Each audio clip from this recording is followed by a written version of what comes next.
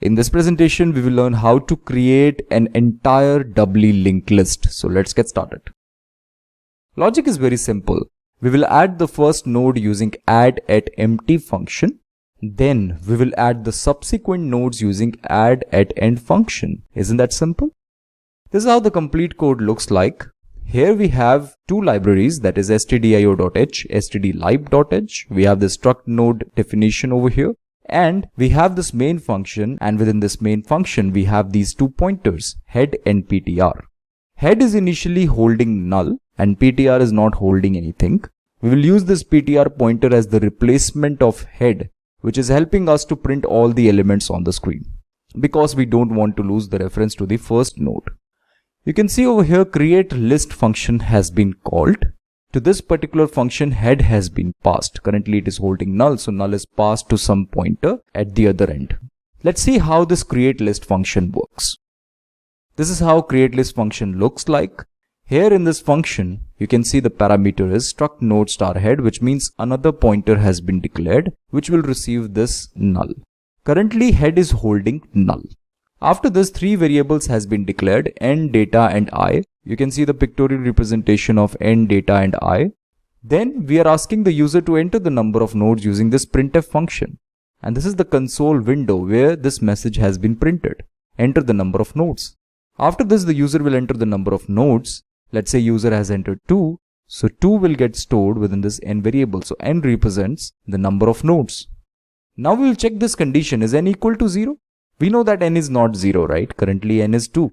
Therefore, this will not get evaluated. But if user has entered 0, this means that user doesn't want to add any node in the linked list. That's why the user has inputted 0. So we'll simply return head back to the main function, which means null will be returned. Right now, n is 2, thus we can simply ignore this piece of code. Let's move to this piece of code that is called to the printf function. Here, using this printf function, we are asking the user to enter the element for the node 1. This message will be simply printed on the console window. After this, the user will enter the data, the element for the node 1. That particular data will get stored within this data variable. Let's say user has entered 34. So 34 will get stored within this data variable. Isn't that simple? After this, we will call add_to_empty function, which helps us in creating the first node of the doubly linked list. And this is how it looks like. This is the first node of the doubly linked list, which consists of this data, that is 34.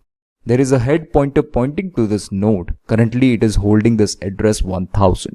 I'm assuming here that the address of this particular node is 1000. After this for loop will get evaluated. In this for loop, you can see over here I is equal to 1 has been written, which means that I variable has been initialized by 1. After this, we'll check this condition. Is 1 less than 2? Yes, we know that 1 is less than 2. So we'll get inside this for loop. This printf function has been called, which will print this message onto the console window. That is, enter the element for the node I plus 1. We know that we already asked the user to enter the element for the node 1. Now we have to ask the user to enter the element for the node 2. That's why I plus 1 is written over here. Because we know that I is 1. If I is 1, then 2 will get printed over here. And you know what will happen if I is 2. If I is 2, then 3 will get printed over here. Therefore, enter the element for the node 2 will get printed onto the console window. Then user will enter the data. This data will get stored in this data variable. Let's say user has entered 45. So 45 will get stored over here. After this, add@end function will be called, right? Which will add the data at the end of the linked list. To this function, head as well as data will be passed. After this particular node has been inserted after this particular node. I'm assuming here the address of this node is 2000. And of course, the pref part of this node has to be replaced by this particular address, that is 1000. And next part of this node has to be replaced by this address 2000. And that's it. After this, of course, I++ is evaluated, which means that I is incremented by 1. And then we'll check this condition. We know that 2 is not less than 2. So we'll get outside of this loop and we'll simply return head back to the main function. Please note here that user has entered the value of n as 2. That's why we just asked the user to enter the element for the node 1 and node 2. Let's get back to the main function. Within this main function, you can see that head is receiving this address 1000, which means that we will receive this particular address of this node.